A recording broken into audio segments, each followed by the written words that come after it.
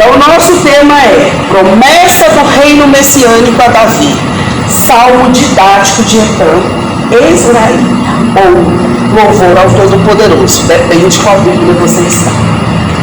É um masculino, um salmo didático, um salmo para se aprender, para cantar, mas enquanto está cantando, a letra tem que ser importante. Não é só cantar. Cada palavra cantada é um aprendizado. Então, isso que é um masculino salmo didático. Canta, prestando atenção na letra e sai mais sábio depois de uma música. Sai mais instruído, mais entendido do que estava ali cantando. A palavra masculino é hebraica e ela quer dizer intelecto, educação, estudar. Então, todas as vezes que a gente for cantar alguma coisa, a gente presta atenção. Eu lembro que uma vez a pastora falou assim: eu não gosto de cantar todo dia aquele Senhor, quebra-me, eu quero ser um vaso novo. Porque às vezes a gente está cantando e não sabe, no outro dia amanhece quebrado, tem um problema para resolver e não sabe o que estava cantando. Tá, quem escreveu o salmo? Etã. Quem foi Etã? Era um sábio da corte do rei Davi. Ele pertencia à família de Zerá, ele era da tribo de Judá. Muita gente acha que, porque ele fala assim, Etã, o Israelita, era uma tribo. Aqui fala não, que era uma família, que ele é da tribo de Judá, da família de Israel. E sabedoria, talentos musicais, era por isso que ele era conhecido. Porque muita gente acha que, eu tenho um sábio, foi Salomão. Salomão foi sábio. Ele escreveu alguns salmos para ser cantado. Mas sábio tocar, cantar, que esse Etã, a sabedoria dele era menor do que a de Salomão. Mas ele era sábio, contado como os sábios da época de Salomão. Início do salmo, nós temos uma referência. Vê se na Bíblia de vocês tem. 1 Reis 4:31. Bem no iníciozinho, tem o título e depois tem essa referência. Eu sei que na Almeida corrigida tem. 1 Reis 4:31. Isso. Ali está. Por quê? Porque nesse capítulo e nesse versículo menciona Etã e fala que ele, aí que fala que ele é um homem sábio comparado a Salomão.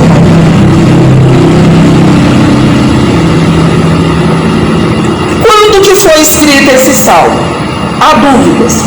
Alguns historiadores dizem que esse salmo foi escrito quando Judá caiu, quando Babilônia invadiu Judá e levou todo mundo cativo. Essa é a teoria mais certa, mais aceita, porque nessa época o rei Joaquim foi levado para o exílio e deixado Zedequias, seu tio, no lugar.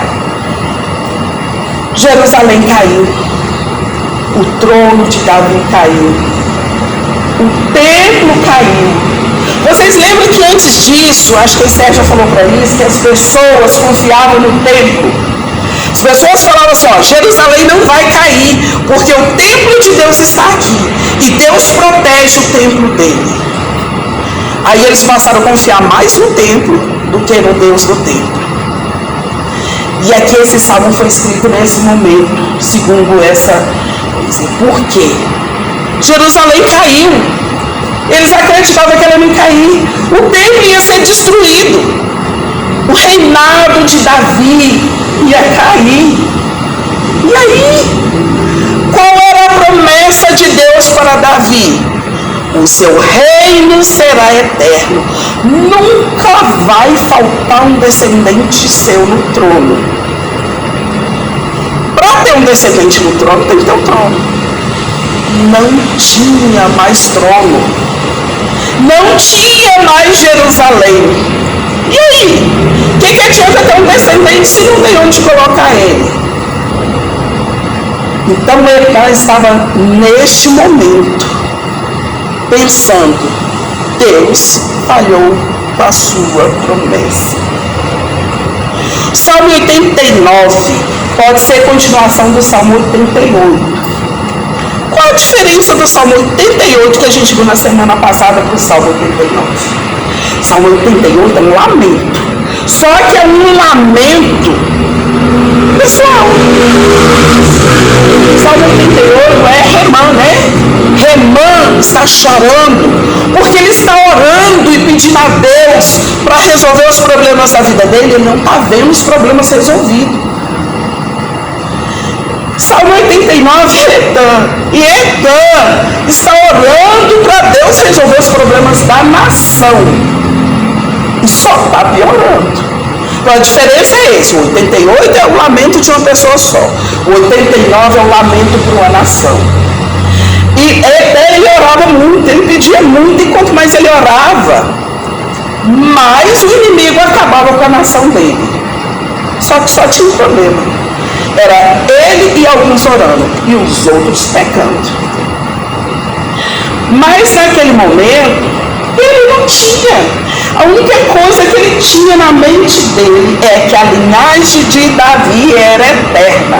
E que Jerusalém nunca seria destruída. E que o templo nunca cairia. Então ele estava perplexo. O salmista estava muito espantado. Ele estava pensando o quê? Deus falhou. Davi não vai ter mais descendência no seu trono. Alguma vez isso já aconteceu com vocês? Gente, por muitas vezes acontece conosco. Principalmente quando a gente chega num problema muito sério. Quando o mal bate na nossa porta, a primeira coisa que a gente pensa é: Deus falhou.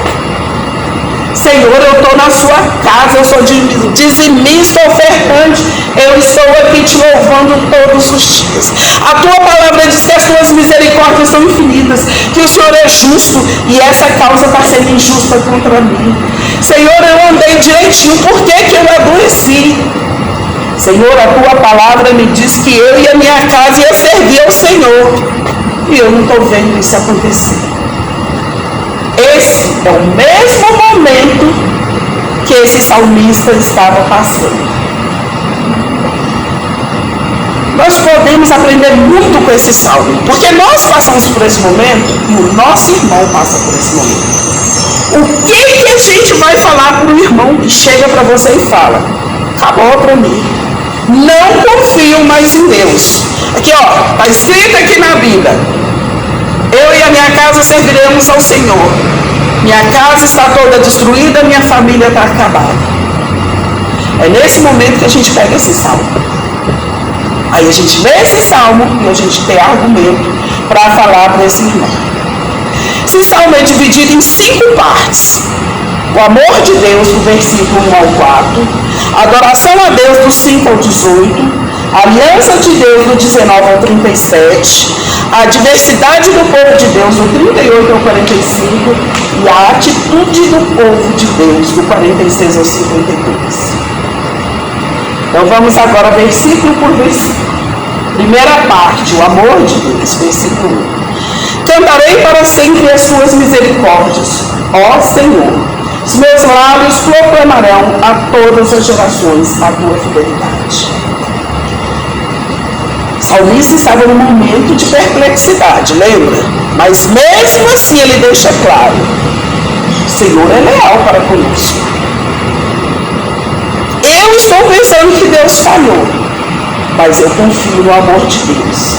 Então ele começa o salmo com a expressão de louvor, de confiança em Deus, lembrando de todas as promessas. Por isso que ele louva. Depois ele passa pela promessa de Deus. Depois ele vai falar: o que nós temos que fazer, Deus, segundo isso que está acontecendo.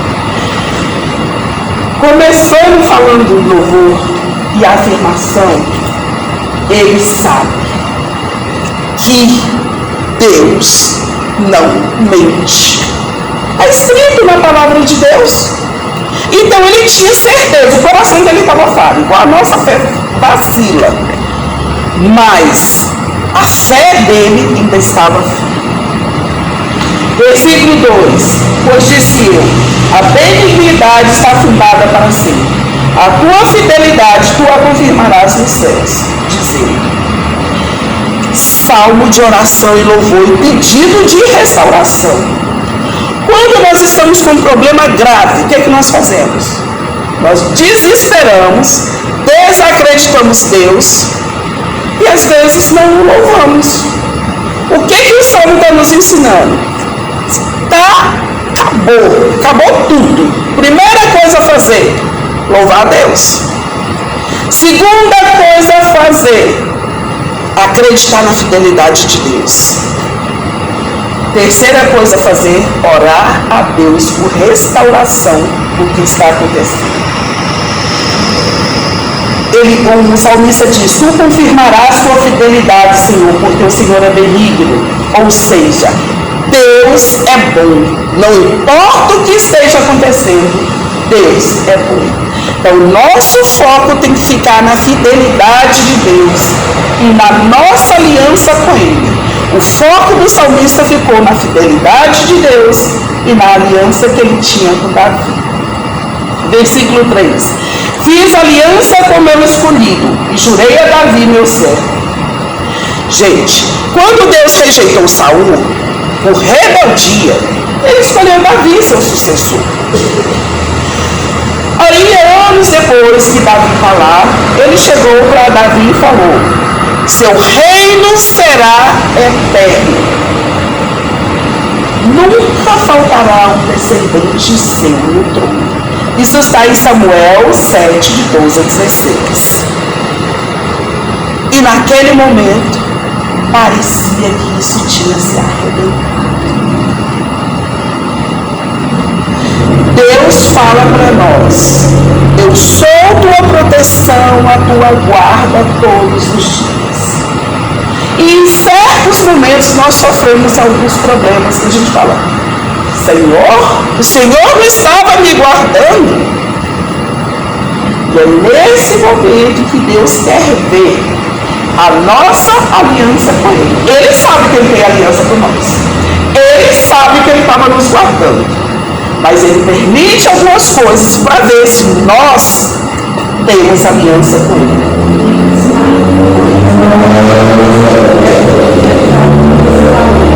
Deus falou para Israel que eu tenho uma aliança dele, né?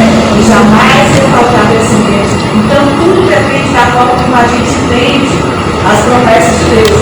Porque nada é eterno. O eterno que ele estava querendo falar aqui era Jesus, que viria na descendência de Davi, né? Então o que acontece? Muitas vezes Deus nos promete, e depende da forma como a gente entende aquilo que Deus prometeu. Aí vai falar: Deus promete uma vez, então eu só estou ali focado naquela vez, mas Ele promete outras coisas também, né?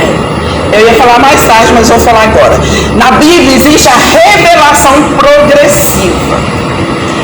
Às vezes, os servos de Deus do Velho Testamento, eles ficavam mais assustados porque eles não tinham a revelação completa.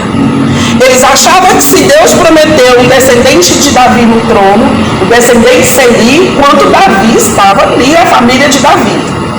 Hoje, nós já temos o final da revelação. Claro que ainda tem muitas coisas para ser revelada ainda, mas a Bíblia tem a revelação que nós precisamos para viver.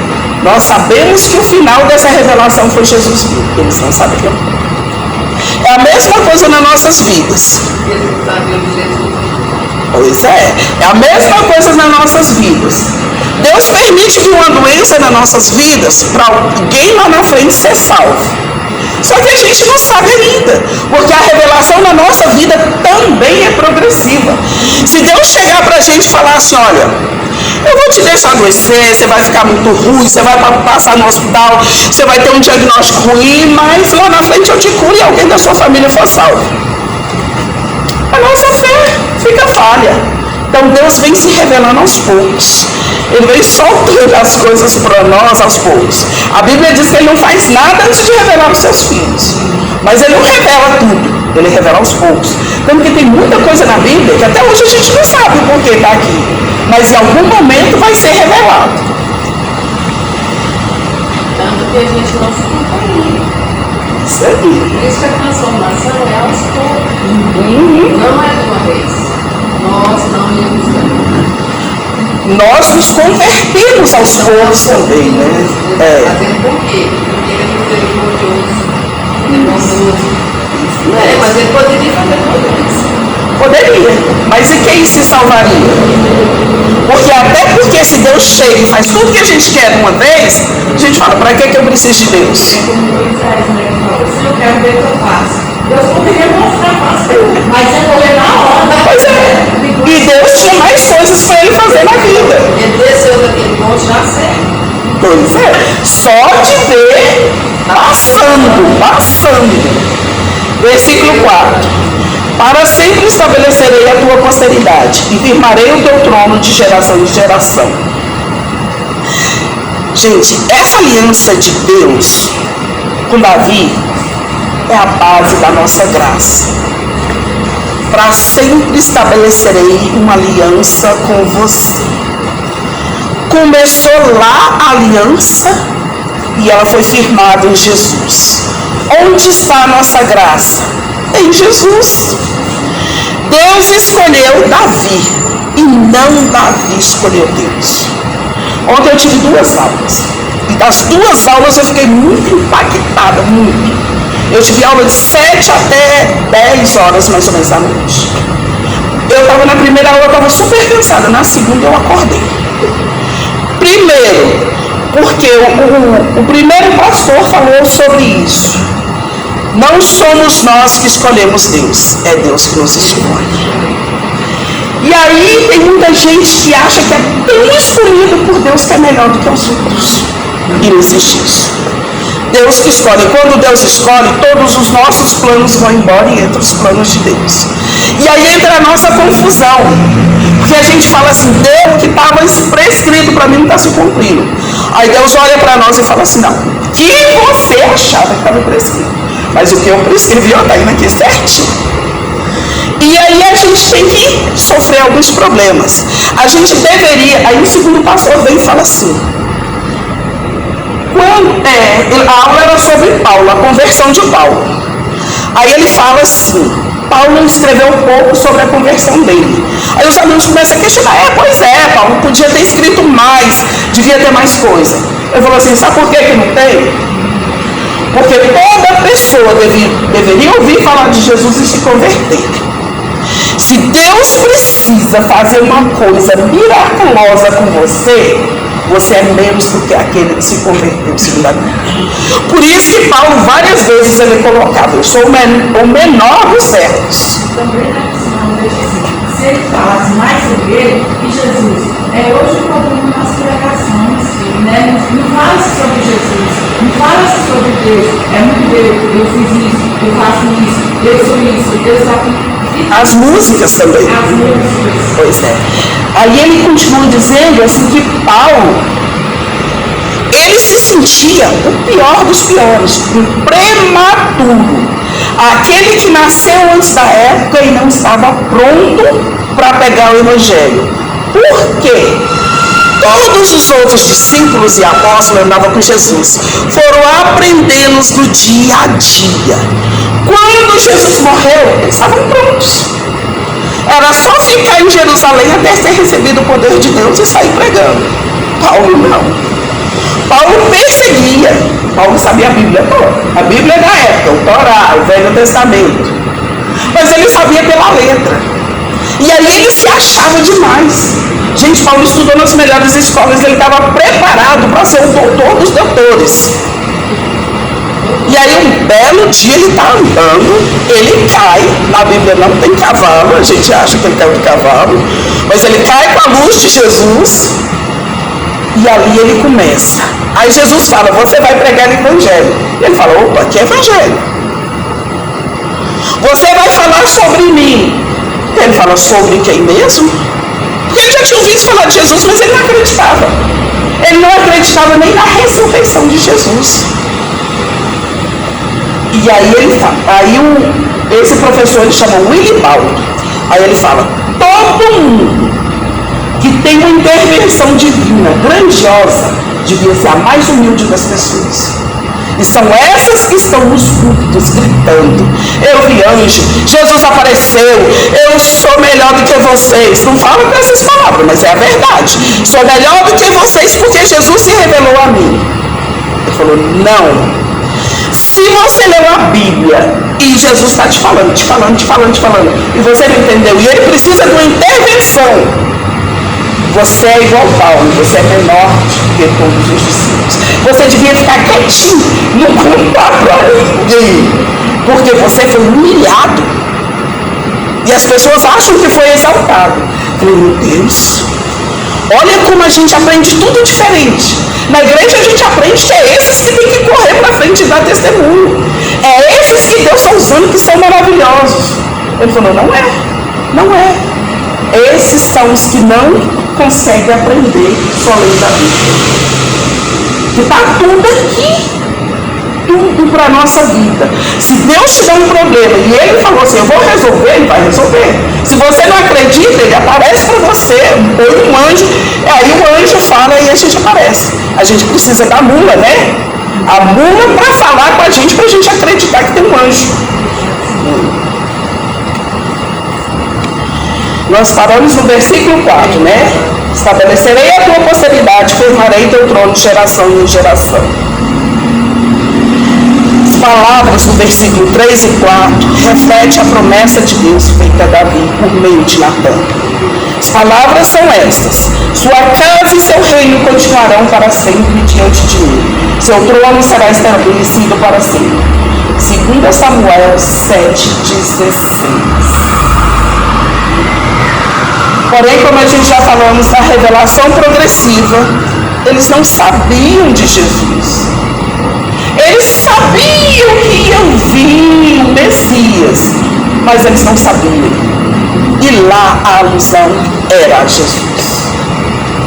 Até hoje nós temos no trono de Davi um descendente dele, Jesus da tribo de Judá. E por muitas vezes nós achamos que não.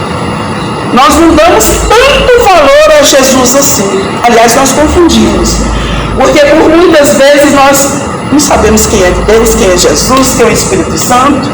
Aí Jesus falou para a gente orar só para Deus, nós conhecemos Deus, não sei o que lá, Jesus, Espírito Santo. A gente faz uma salada tão grande que a gente não sabe por quê. Porque para saber a gente tem que conhecer. E para conhecer a gente tem que estudar.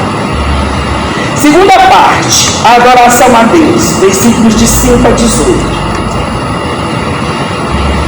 Versículo 5. Celebra os céus as tuas maravilhas, ó Senhor, e na Assembleia dos Santos a tua fidelidade. Então volta a cantar adorando a Deus. Essa foi a maneira que ele encontrou de aliviar a tensão. Era o seu lenitivo. Lenitivo é aquela música que nos acalma.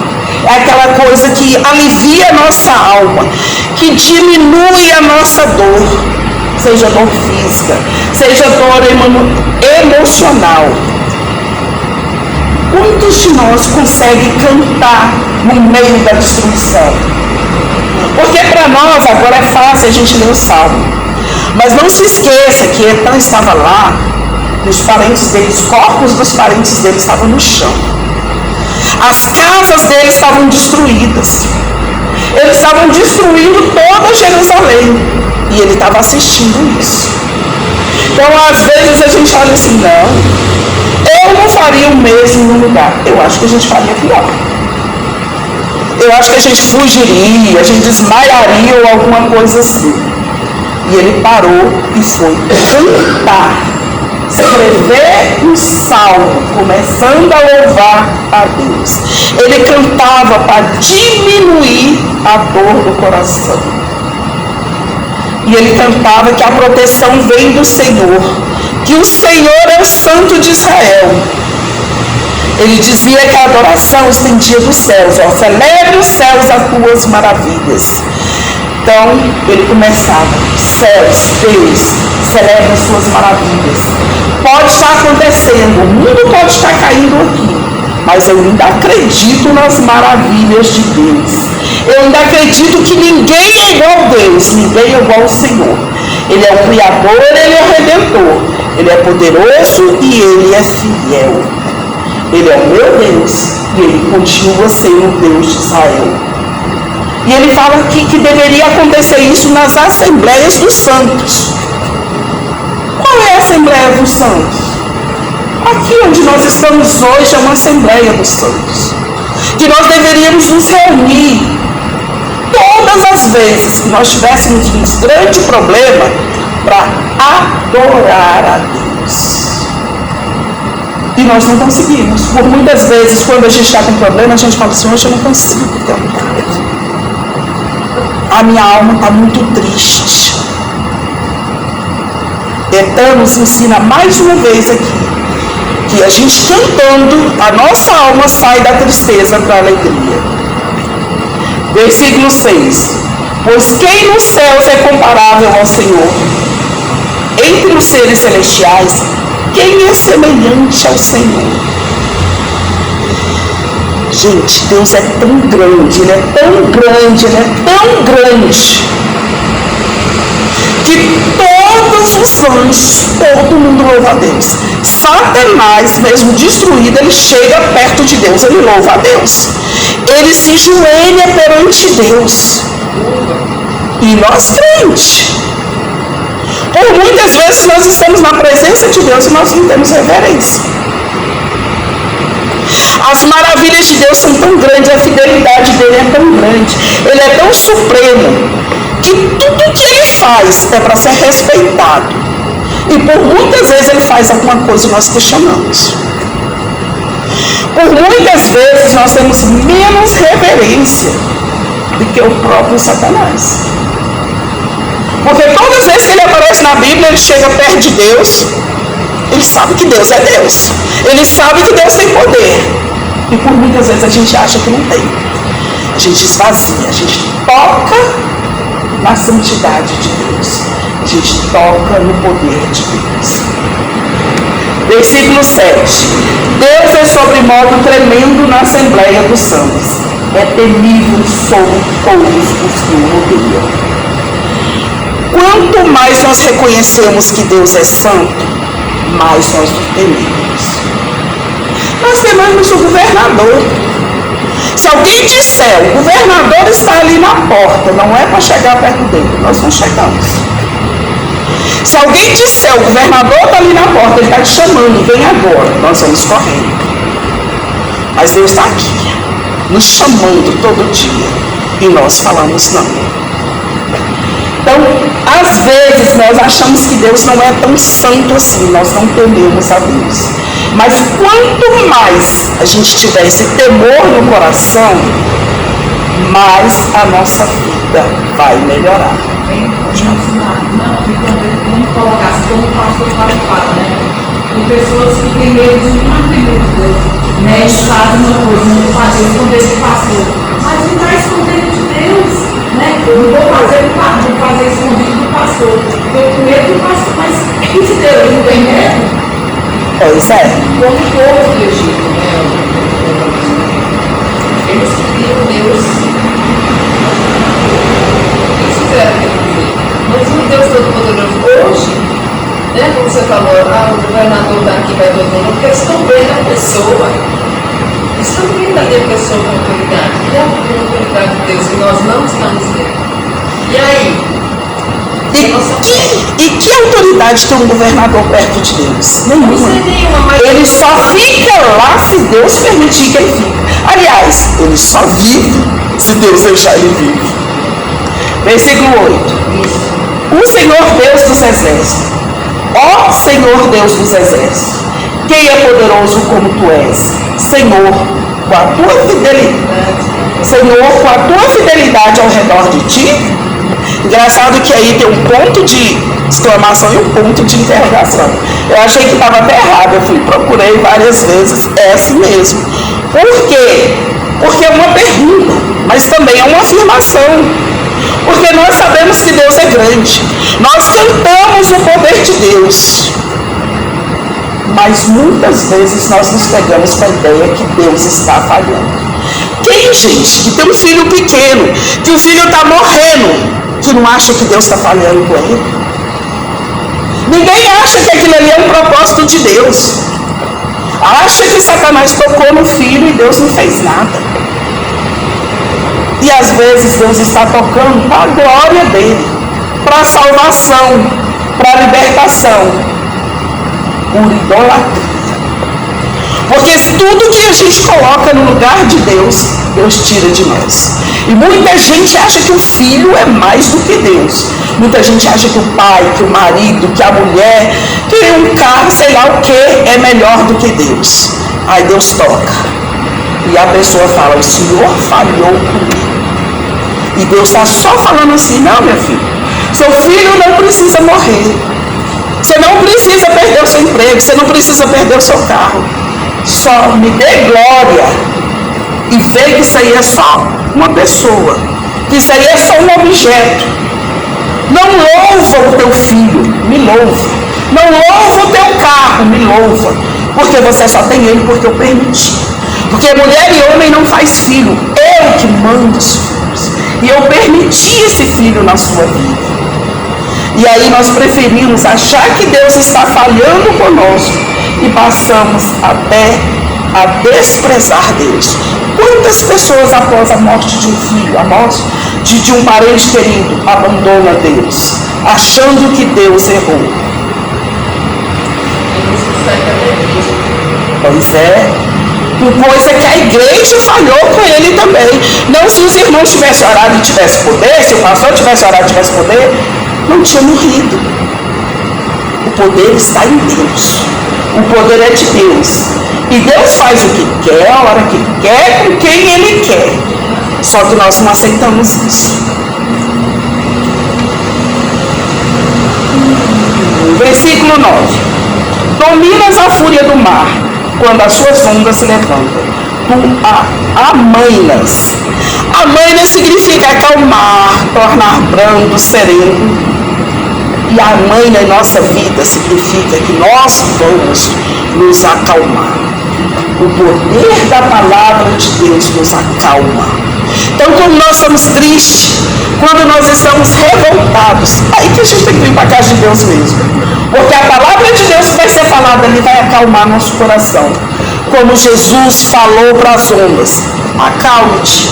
Jesus vai falar do altar, acalma. Fica calmo, eu estou no controle. Sou eu que cuido da tua vida. Vocês imaginam se Deus acalma o mar? Vocês já pensaram no tamanho do mar? Na fúria que é o mar, na força que é o mar? Quem somos nós?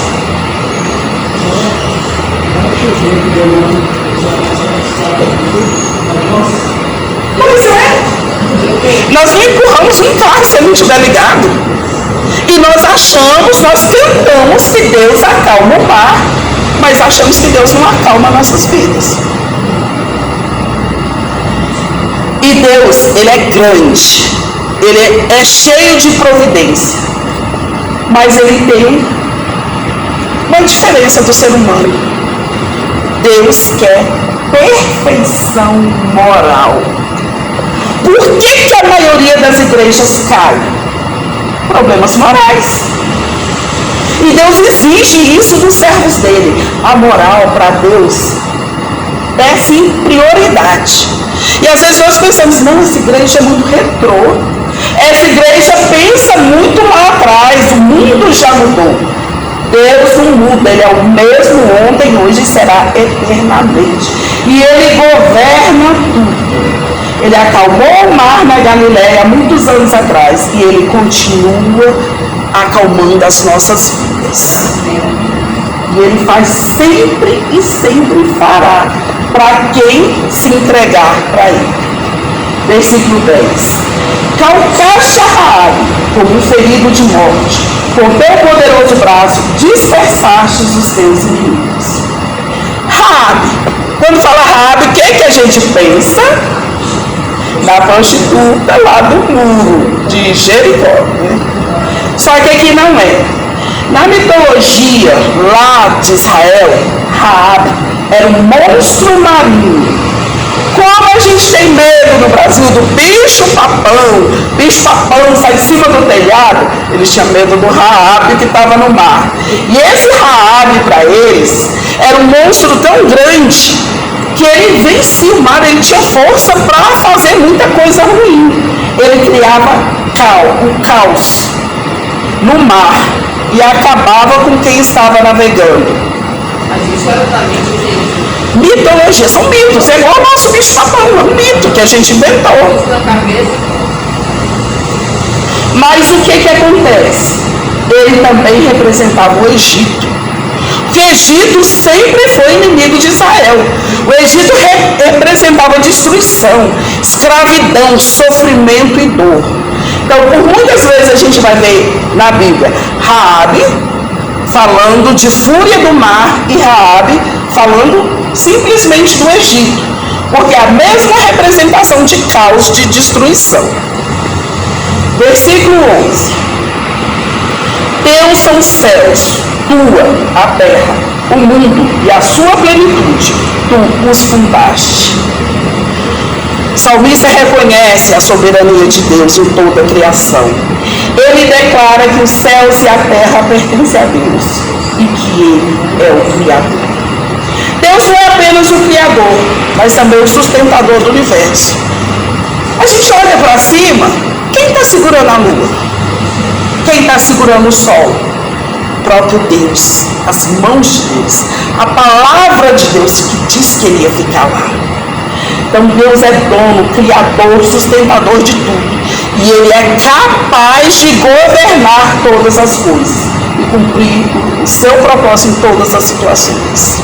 Agora você imagina o tamanho da mão de Deus, né? Por isso que Ele mede as águas no palmo da mão dele, imagina o tamanho, hein? O poder. Mas às vezes nós achamos que ela é pequena. Mas às vezes nós desconfiamos, nós falamos, não Deus, você segura o céu, mas a minha vida, Senhor, segura. Imagina quando a gente rebela, eu vou sair da igreja, eu vou cair no mundo. A gente pensa que a mão de Deus vai lá. A gente pensa que vai dar tudo certo, tudo bem. Vai dar não. Porque nós somos filhos de Deus onde nós estivermos. E a mão dele vai estar em cima de nós onde nós estivermos. Se nós estivermos bem, para o bem. E se nós estivermos mal? Vou nem responder, vocês já sabem o que vai acontecer. Por isso nós devemos louvar a Deus, nós devemos confiar em Deus, nós devemos saber que Ele é soberano. E nós devemos, acima de tudo, temer a Deus. Se Ele é tão grande, nós somos como formiga. Ele pode, qualquer momento. Versículo 12. O norte e o sul tu o criaste. O Tabor e o Hermon exulta em teu nome. Quando o salmista diz norte e sul, ele quer dizer o mundo todo. Às vezes ele fala do poente ao expoente, ele fala as extremidades da terra, que circuncidando dá o mundo todo. O Salmo destaca a grandiosidade e o poder de Deus e a manifestação desse poder na criação do universo. Incluindo montanhas, Tabor e Hermon são montanhas. Elas são montanhas tão bonitas, que só de olhar as pessoas louvavam a Deus. Nós temos isso. Nós temos as cataratas. As pessoas olham para as cataratas lá e falam, meu Deus, é poderoso. Então é nesse sentido que o Salmo está falando. Mas esses montes também, eles têm coisas bíblicas que aconteceram neles. Tem alguns estudiosos que dizem que a transfiguração de Jesus foi no Monte Tabor. Outros dizem que foi no Monte Hermon. Para nós não faz diferença. A nossa fé nos diz que Jesus teve uma transfiguração e isso nos ajudou. Então não importa qual monte foi, importa que todas as coisas da terra louvam a Deus. O único ser que se rebela contra Deus somos nós mesmos. Aí nós temos que olhar essas montanhas lindas e falar assim, eu não quero ser pior do que essa montanha, eu quero louvar a meu Deus. Eu não quero ser pior do que as cataratas. As cataratas estão lá dia e noite jorrando água, porque Deus falou, jorre água. Aí Deus olha para nós e fala, me louve. A gente fala, não, estou cansado. Vocês acham que a catarata não cansa? É dia, noite, ali, é milhões e milhões e milhões e milhões de água. Mas Deus mandou, acabou. É para louvar a Deus em tempo e fora de tempo. Nós somos Homens e mulheres já nascem com espírito de rebeldia. Tanto que a Bíblia fala que a vara tira a loucura da criança. Quer dizer, a gente nasce meio doido. E a gente cresce meio doido. É Deus que entra e coloca a gente no lugar. As pessoas choram. Gente, vocês pensam no que aconteceu aqui na nossa cidade? Jovens achando que eram livres. Foram para uma festa. E aí a moça é livre e os rapazes são livres. Acabou até agora. Tem 2 mortos, 3 no hospital e 1 foragido. Isso que é vida longe de Deus, isso que é liberdade, isso que não é louvar a Deus. É um preço muito alto, essa liberdade que o mundo acha que dá para as pessoas. Só que eles não tiveram nem medo, né? Para um frente do outro, tá? Pois é. Jovens. Pois é. Monte Hermon também é dito como um lugar onde houve a bênção da vida eterna. Existe um salmo, eu não lembro o salmo agora, ele compara o orvalho de Hermon. É o salmo 133, eu anotei aqui, tinha esquecido. Compara, ele fala assim, o orvalho de Hermon, a união entre os irmãos, indicando a bênção da vida eterna encontrada na harmonia, na comunhão com a igreja. É como o orvalho de Hermon. Então, quanto mais a igreja for unida, mais ela louva a Deus.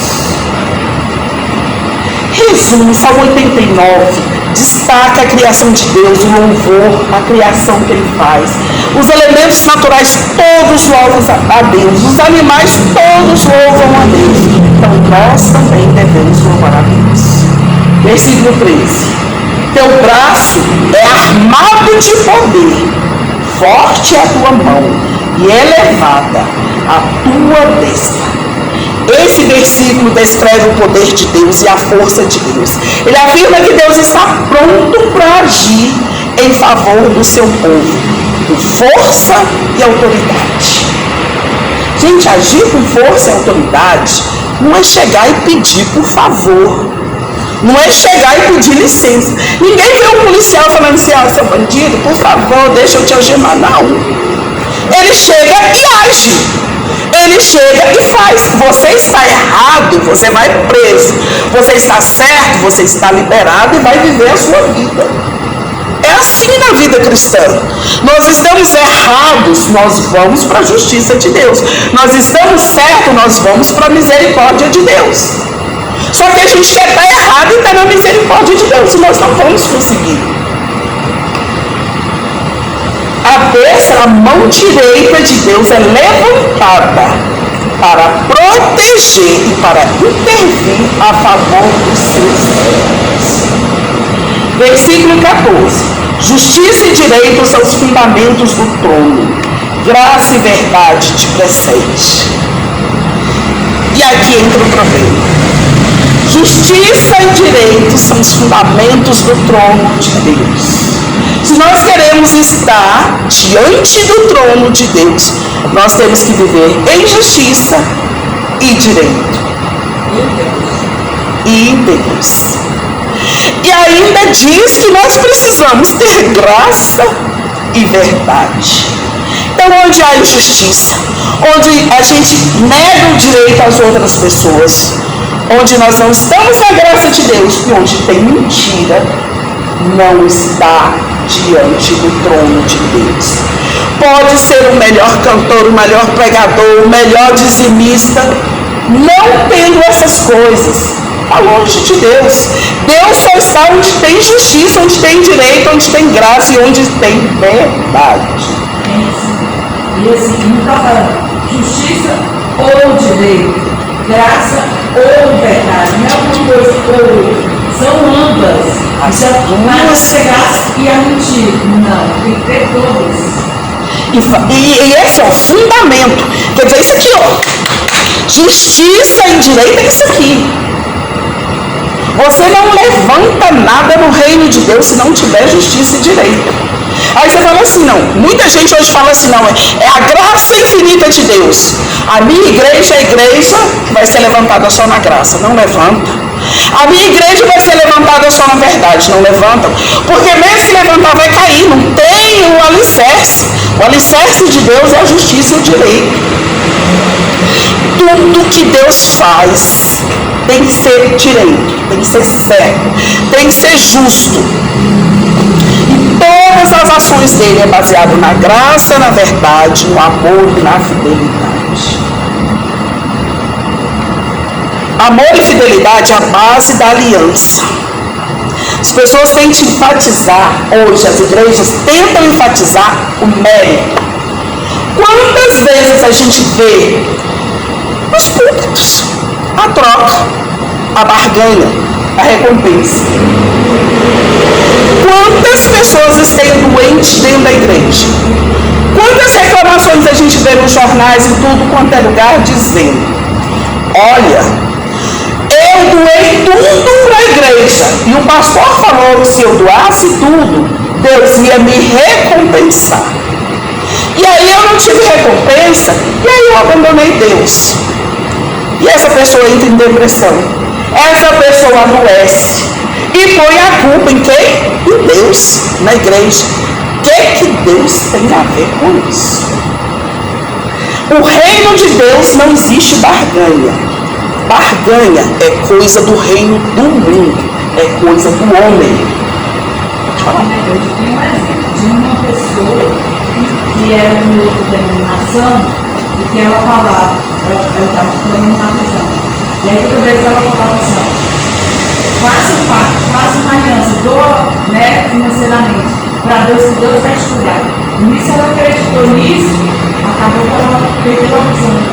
Ele fazendo transplante de corpo. E por causa disso, a mãe dela não gosta de Deus. Porque ela perdeu a visão para Deus fazendo transplante de corpo. Porque eles preferiram acreditar em homens do que acreditar em Deus. Porque se você está perdendo a visão, se Deus fala que você vai perder a visão, acabou, vai perder a visão, Deus vai te sustentar e você vai conseguir viver a sua vida mesmo sem visão. Porque Deus não disse que nós não íamos passar por problema. Ele disse que no meio dos problemas Ele ia estar ali com a gente. Detalhe, ela não foi ao médico, ela só acreditou no que falaram. Aí tinha uma idolatria, né? E, gente, onde na Bíblia tem escrito para a gente fazer campanha para ganhar as coisas?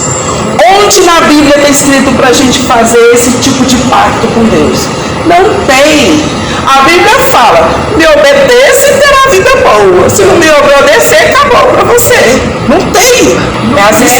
Lutero vivia nesse mundo, mas Deus revelou que você revelou para ele. O Espírito Santo, então, é o Espírito Santo que mais até mesmo, por exemplo, o Espírito Santo, vou colocar, né, uma pessoa que está criada, a gente vai afastada, e a gente vai estar pregando, falando, não são as palavras da gente, é o Espírito Santo. Então é o Espírito Santo que convence. É o exemplo que a gente dava, né? Paulo, na conversão deles, disse que caíram como escamas nos olhos deles. Então eles estão como cegos. Vamos fazer pergunta, você lê a Bíblia? Não. Falei, leia. Porque Deus falou comigo quando eu comecei a ler a Bíblia. Porque eu também não lia. Então leia a Bíblia, comece lendo a Bíblia. Porque aqui Deus vai operar. Como Deus vai se revelando. O Espírito Santo operou na minha vida quando eu passei a ler. Glória a Deus. Versículo 15. Bem-aventurado o povo que conhece os vivas de júbilo, que anda, ó Senhor, na tua presença. Poucos cristãos conhecem os vivas de júbilo. O que são os vivas de júbilo? É conhecer a alegria de Deus. Porque mesmo em meio ao sofrimento, quem conhece os vivas de júbilo, quem conhece a alegria de Deus, vai estar contente. Paulo já dizia: aprendi a estar contente em todas as situações. Aprender a ser contente é aprender a caminhar com Deus, é desfrutar a luz e a orientação divina. Porque nós estamos com um problema, mas Deus me orienta. E agora, o que eu faço, Jesus? Jesus está ruim, está muito ruim. Mas eu continuo contente, porque eu sei que o meu Salvador vive. Quem conhece a Deus se alegra em todos os momentos, são guiados por Ele, mesmo no meio da adversidade. E aí ainda tem aqui, não basta só ouvir falar de Deus, nós temos que conhecê-lo para caminhar com Ele. É isso que você estava dizendo. Ela ouve falar de Deus, ela acha que Deus é daquele jeito, mas ela não conhece, porque ela tem que ler a palavra de Deus para conhecer, para poder andar. Ninguém anda com quem não conhece, quem anda com quem não conhece se dá mal. João 10, 27 diz: as minhas ovelhas ouvem a minha voz, eu as conheço e elas me seguem. Como que nós vamos seguir quem a gente não conhece? Assim. Versículo 16. Em teu nome de contínuo se alegram, e na tua justiça se exaltam. Aqui o salmista destaca a alegria e a exaltação que o povo sente em relação ao nome de Deus e à sua justiça. A palavra de contínuo se alegra quer dizer exultam, regozijam, alegrar com entusiasmo. Nós devemos ser mais do que felizes na presença de Deus. Porque se a gente for apenas feliz, qualquer problema vai nos tirar a alegria. Mas se nós formos mais do que felizes, nós vamos compreender a grandeza de Deus, a bondade de Deus, nós vamos reconhecer a justiça, o amor de Deus, e nós vamos valorizar mais o que Deus tem feito conosco. Vocês querem parar aqui? Já são 4h20. Então vamos parar aqui. Grande. E a primeira vez demora mais porque tem introdução. Aí a próxima vez pode ser mais rápido. Então tá, então vamos parar por aqui. Paramos no 16. Próxima vez nós vamos começar do 17. Então vamos orar, Senhor, em nome de Jesus, nós aqui estamos, meu Pai, para te agradecer em primeiro lugar, porque o Senhor está conosco, e para te dizer que o Senhor é soberano sobre as nossas vidas. Pai, nós te pedimos que cada dia mais nós temos mais temor a ti, nós conseguimos ser alegres na tua presença. Pai, neste momento nós oramos, Senhor, por essas pessoas que nós colocamos nesse caderno de oração. Pai, é que tem pedido de salvação. Pai, é que tem pedido de cura. Pai, é que tem pedido de libertação. É que tem pedido, meu Pai, para pessoas que nós achamos que são tão difíceis, Pai, aos olhos humanos. Pai, é que tem pessoas que um humano olhou e falou, não tem mais jeito. Mas é dessas pessoas que o Senhor gosta. É essas pessoas que o Senhor chama para o reino do teu amor e transforma em pessoas dedicadas a ti. Nós te louvamos pelas curas, pela salvação, pela libertação, Senhor, que vai haver em cada pessoa que é apresentada, cada problema que nós colocamos nas tuas mãos, em nome de Jesus. Aleluia. Pai, nós te agradecemos agora por esses momentos. Nós te louvamos porque o Senhor é perfeito. Nós te louvamos porque a tua misericórdia dura para sempre. Pelo teu amor em nossas vidas. E pela justiça, Senhor. E pelo direito, meu Pai, que o Senhor põe nas nossas vidas. Nos ensina a andar em amor. Nos ensina a andar em retidão, Senhor. Nos ensina a andar conforme a tua palavra nos pede. Em nome de Jesus. Amém. Porque a vitória é nossa pelo sangue de Jesus. A vitória é nossa pelo sangue de Jesus. A vitória é nossa pelo sangue de Jesus.